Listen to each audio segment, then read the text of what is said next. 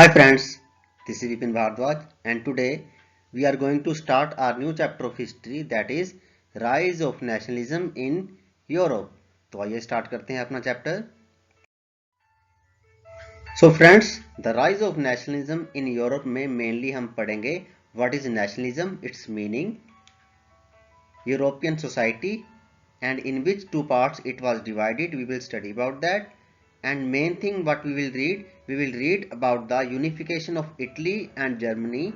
And friends, besides that हम उन circumstances के बारे में पढ़ेंगे जिन्होंने यूरोप के अंदर नेशनलिज्म को क्रिएट किया, नेशनलिज्म की फीलिंग को अराउज किया. सो फ्रेंड्स, नेशनलिज्म की बात करें तो नेशनलिज्म है क्या? Nationalism is a feeling of belonging and loyalty that causes people to think of themselves as a nation. And friends, nationalism is the feeling of patriotism in which we feel love and pride for our country. It brought many social, economic and political changes in Europe in the 19th century.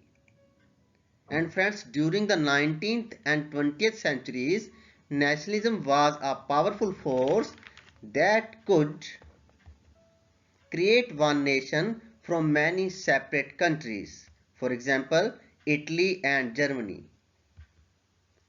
It break one nation up into many countries. For example, Austria, Hungary and Turkey. तो nationalism यहाँ पर feeling ने क्या क्या बड़े बड़े changes लाए Europe के अंदर, उसके बारे में हम जानेंगे. सो फ्रेंड्स, 19th सेंचुरी में यूरोप के अंदर एब्सोल्यूटिज्म था. एब्सोल्यूटिज्म मींस अ गवर्नमेंट और a system of rule having unrestricted powers. इनकी पावर्स के ऊपर, किंग की पावर के ऊपर, राजा की पावर्स के ऊपर कोई भी रेस्ट्रिक्शन नहीं थी, because he was enjoying unlimited powers. तो क्या था absolutism? A government can take any decision ignoring the wishes of the people. It was a form of monarchical government. And friends, this government was centralized, militarized and repressive government. Centralized का meaning क्या है दोस्तों? Centralized means control of or control by one group of people in one particular place. और militarized का meaning army rule under the king. And repressive means freedom is fully controlled by the ruler. तो इस तरह से दोस्तों Europe के अंदर 19th century के अंदर क्या था? एब्सोल्यूटिज्म, जिसके अंडर पीपल को कोई राइट्स नहीं थे, लेकिन राजा को सारे राइट्स थे. राजा को अनरेस्ट्रिक्टेड पावर्स मिली हुई थी. He could do anything against the wishes of the people. And friends, European society की बात करें तो European society was divided into mainly two parts. Upper class, the landed aristocracy were the dominant group upper class के. They had common interest and lifestyle. उनको birth rights बहुत सारे दिए गए थे. And friends, they owned large country estates and town houses. किसकी बात कर रहे हैं हम? द अपर क्लास की. Most of them spoke French. बात करते हैं लोअर क्लास की, which was very suffering part of the society. Majority of the people were peasants and workers. Most were landless and worked as serfs. Serfs कौन लोग होते थे दोस्तों? Which were doing forced labour under the landlord on their agricultural land. So friends, अब बात करते हैं Frederick सोरे की. As you can see in this paint or in this print, in this picture you can see, दोस्तों 1848 में Frederick सोरे ने 4 प्रिंट्स या पेंटिंग्स की एक सीरीज बनाई थी, जिसमें उन्होंने एक ऐसा वर्ल्ड विजुलाइज किया जो डेमोक्रेटिक और सोशल रिपब्लिक से बना हो. और दोस्तों उन्होंने एक ऐसा वर्ल्ड पेंट किया जिसमें लोगों के पास फ्रीडम हो, डेमोक्रेटिक राइट्स हो. इन 4 प्रिंट्स में फर्स्ट प्रिंट का नाम था the dream of world wide democratic and social republic, the pact between nations. And friends, as you can see in this picture, the first print shows the men and women of Europe and America of all ages and social classes marching and offering homage to the Statue of Liberty. Statue of liberty के बारे में आप देख सकते हैं. She bears the torch of enlightenment in one hand and the charter of the right of man in the other. And friends, you can also see at the bottom the shattered remains of the symbols of absolutist institutions lie on the ground in the foreground of the image. And friends, in Sore utopian vision, people of the world are grouped as distinct nations, identified through their flags and national costumes. और दोस्तों, इस image में आप देख सकते हैं, it is showing that leading the procession are the United States and Switzerland, which by this time were already nation states. And friends, France, identified by the revolutionary tricolor, has just reached the statue. France is followed by the people of Germany bearing the black, red and gold flags. German people are followed by the Austria, the Kingdom of Two Sicilies, Lombardy, Poland, England, Ireland and Russia.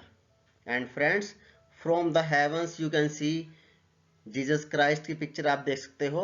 So from the heavens above Christ, saints and angels look at the scenes. आप देख सकते हैं top पर angels को देख सकते हैं, cents को देख सकते हैं, जीसस क्राइस्ट की पिक्चर आप देख सकते हैं. They have been used to show fraternity among the nations of the world. तो इस तरह से इस पिक्चर में फ्रेडरिक सोरे ने एक अलग ही इमेज को शो किया हुआ है. दोस्तों, फ्रेडरिक सोरे के बाद बात करते हैं फ्रेंच रेवोल्यूशन की, जिसने यूरोप के अंदर नेशनलिज्म को स्प्रेड करने में एक बहुत बड़ा कंट्रीब्यूशन दिया. दोस्तों, French revolution started in 1789. You have read it in 9th class also about this. France was a full-fledged territorial state in 1789 under the rule of a monarch. और दोस्तों, political and constitutional changes that came in wake of the French revolution led to the transfer of sovereignty from monarchy to a body of French citizen.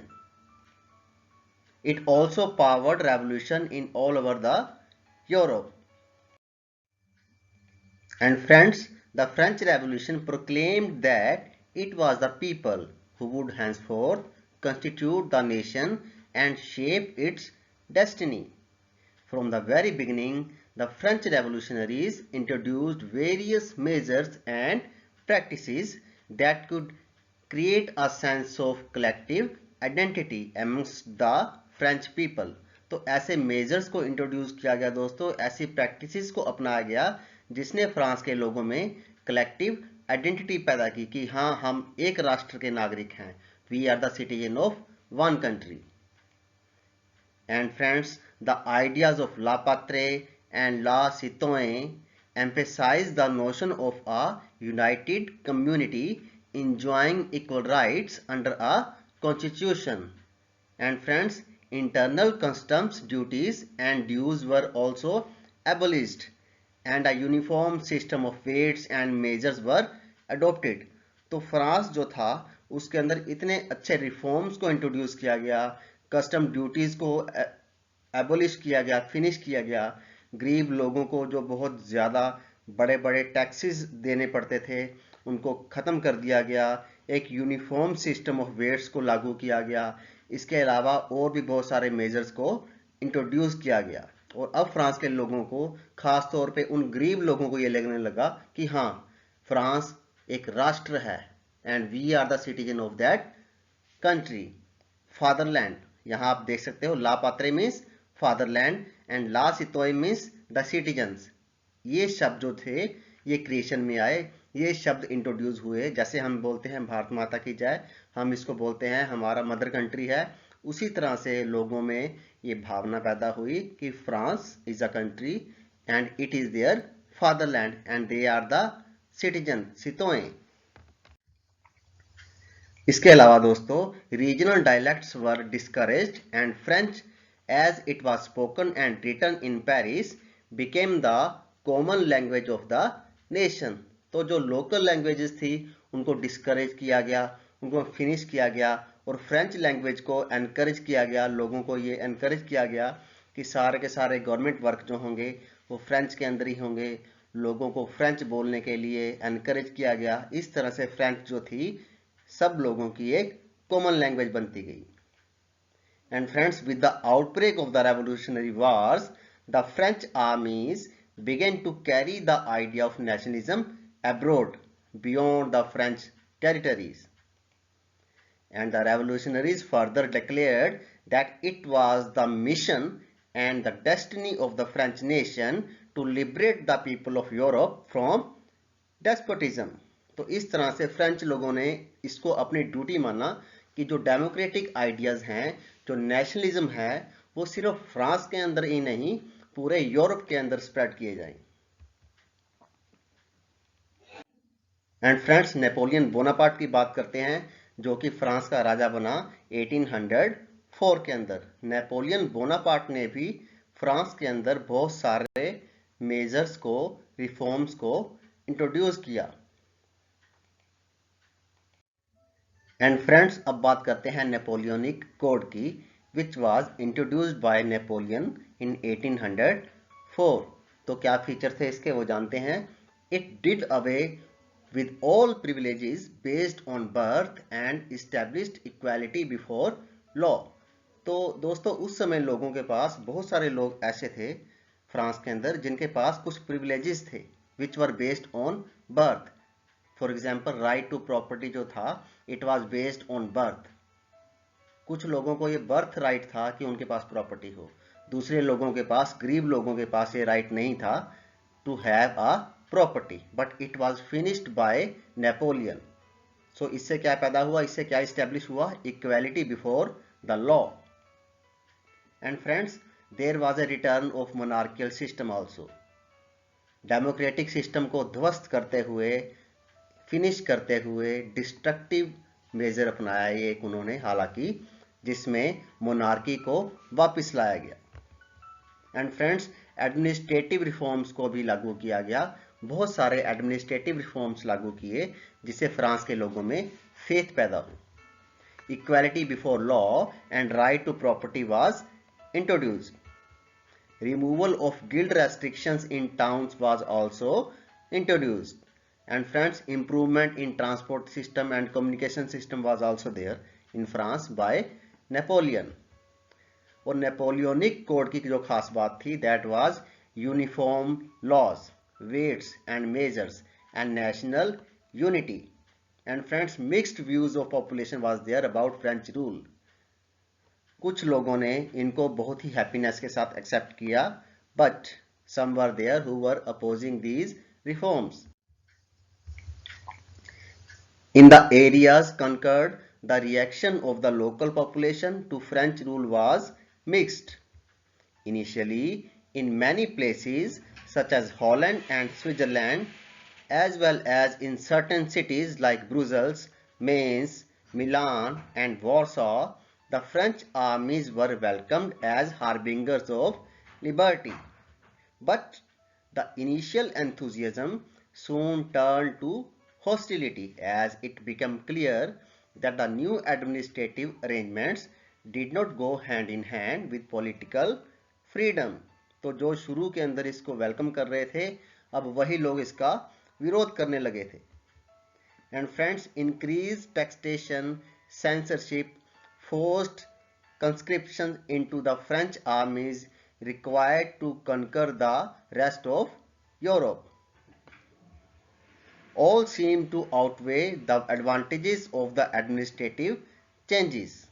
तो दोस्तों इसके अलावा Napoleon ने जो किया, जो फ्रांस के अंदर जिन रिफॉर्म्स को लागू किया गया, उन्हीं रिफॉर्म्स को नेपोलियन ने उन टेरिटरीज के अंदर भी लागू करने की कोशिश की जिसको उसने कंकर किया था, जिसको उसने ओवरकम किया था। यूरोपियन कंट्रीज जो आसपास के एरियाज थे फ्रांस के, उसको नेपोलियन ने ओवरकम करना शुरू कर दिया और इन नेपोलियनिक कोड को वहां पे भी लागू करना शुरू किया। So friends, on the basis of the information we have studied till now, you have to give the answer of these questions. And the first question is, in which year French Revolution was started? And what do you mean by nationalism? And the third question is, in which two groups European society was divided? And who were serfs? इसका answer भी आपने description box में comment section में देना है दोस्तों। तो comment section में आपको इन सब क्वेश्चंस के आंसर देने हैं। Mention 2 features of Napoleonic code.